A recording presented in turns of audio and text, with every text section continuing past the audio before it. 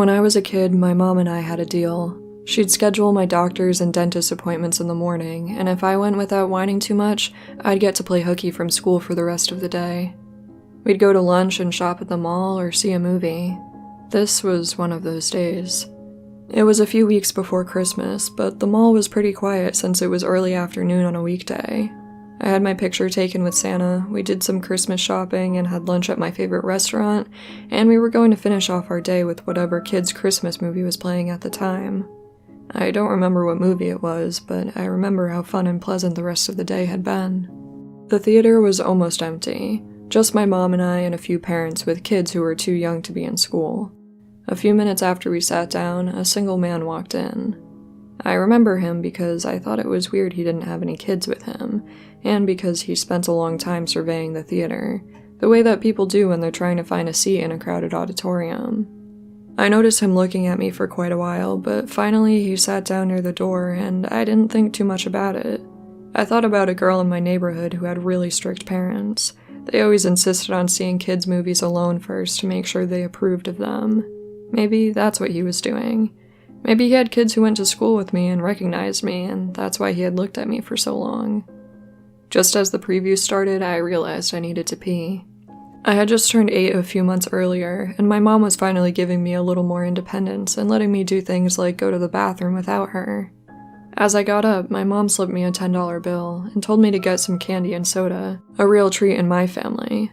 I was so excited to be trusted to go by myself to get candy that I almost didn't notice when the man from earlier got up and followed closely behind me as I walked out of the theater.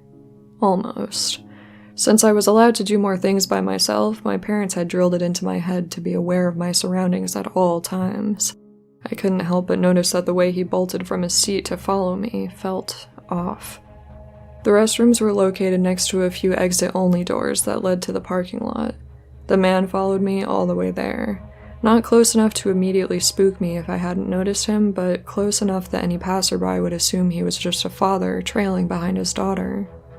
After I got into the woman's room, I peeked out. He had stationed himself just outside of the entrance to the bathroom, on the side closest to the exit. I had tried to calm myself down by telling myself that he probably just needed to go to the bathroom as well, but he clearly did not. I waited for a long time after I finished up in the bathroom. I heard a man's voice just outside joking with someone about how his daughter was dawdling. I knew my mom wouldn't be worried right away because she would assume I was in line to get snacks, but I couldn't get back to her without walking past this man. Finally, a nice-looking older woman came in. As she was leaving, I told her I had forgotten how to get back to the theater where my mom was waiting, and asked if she could walk me there. I held her hand tightly as she cheerfully told me she was glad to help. As we left, the man took a quick step forward, like he had been waiting to grab me. When he saw that I was with the woman, he turned around and quickly left out of the exit door. I made it back to my mom without incident and told her I just didn't see any candy that I wanted, and that I was kind of full from lunch anyway. In hindsight, I should have told her right away about the creepy guy who followed me, but I was afraid I'd lose my precious new independence. Looking back as an adult, I can't find any way to explain his actions as benign, and I desperately hope he didn't catch any other unaware little girl.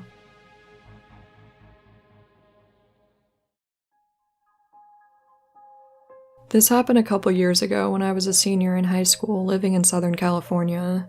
It was the evening, around 8 or 8:30, and my mom and I had just gotten home from a long day of driving and visiting family, just to discover that our cat was completely out of food.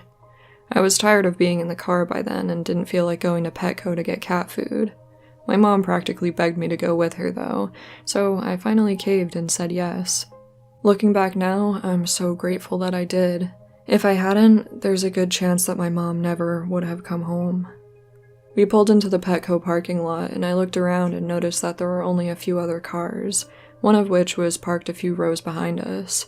My mom said I could wait in the car since she was just going in quick. I relaxed in my seat, concealed behind the car's deeply tinted windows.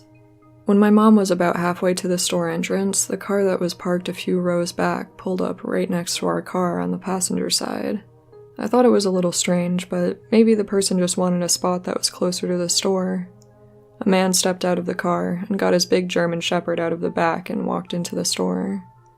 I noticed through the windows that this guy was watching my mom and following her around, but not enough for her to notice. He got ahead of her in line, and after he checked out, he stood outside of the entrance and peered in at her at the register. My mom walked out, and the guy started off behind her. At this point, I had a very bad feeling about the whole situation.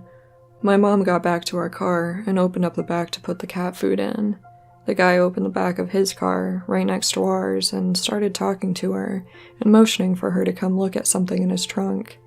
My mom, being completely oblivious of how this man had been stalking her, took a few steps to peer into his car. I saw his hands start to move to his waist, and I immediately started yelling for her to get into our car. The guy looked shocked, not noticing me in the passenger seat, and stopped talking to her. My mom looked confused, but hopped in the car when my yelling continued. The man immediately got into his car and drove off in a hurry. I asked my mom what he had said to her, and she told me he wanted her to look at something he got for his dog that was in the back of his car. I told her everything I had observed while she was shopping, and we're both sure that he was trying to abduct her.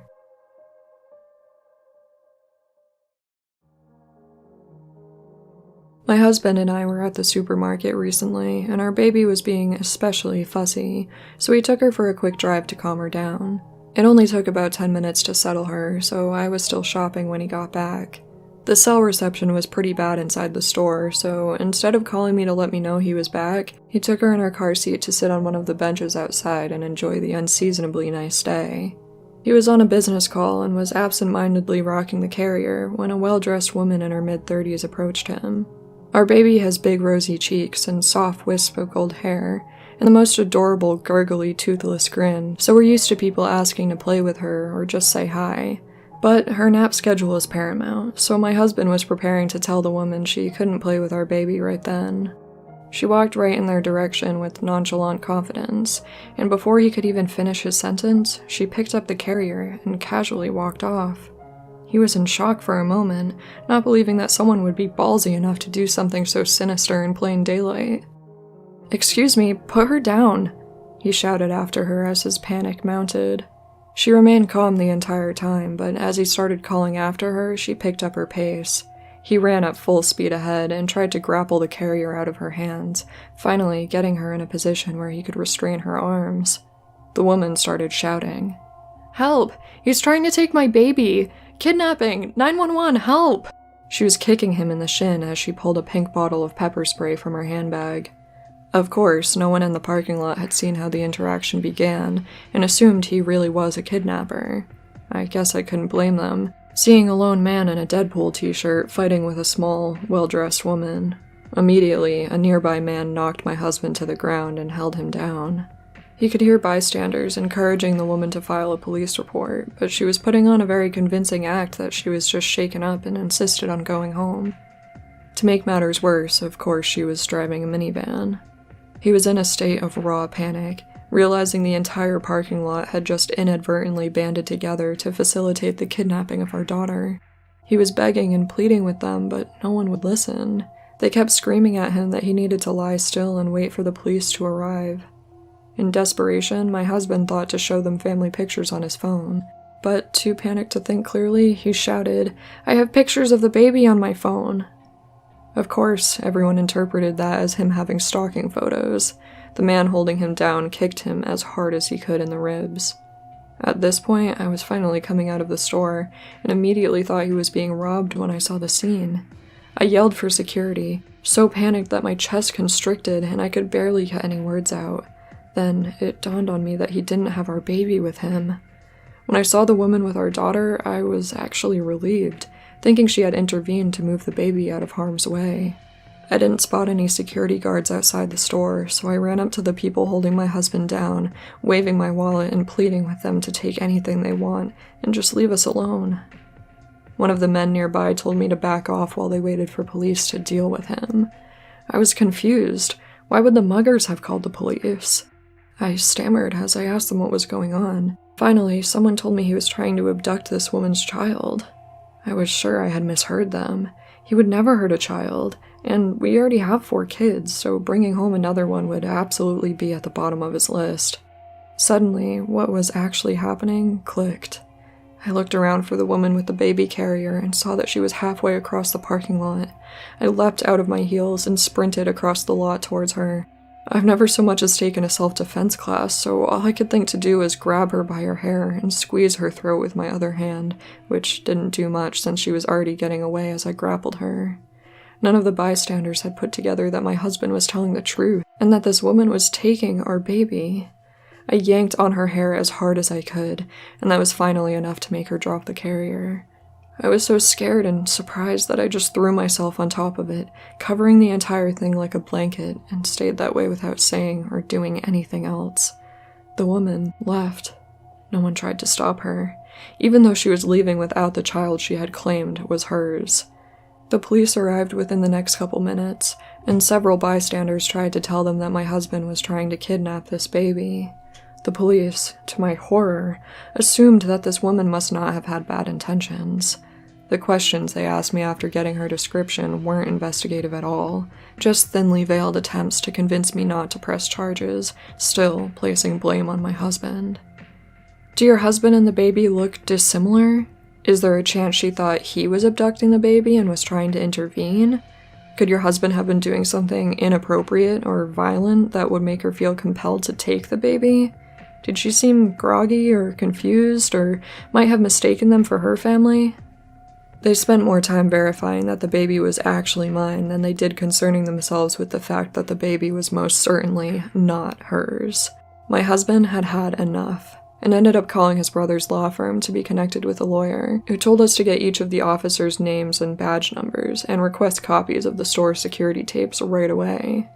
When we finally felt like we were being taken seriously, we went home, shook up and crying until we had to get our other kids from school.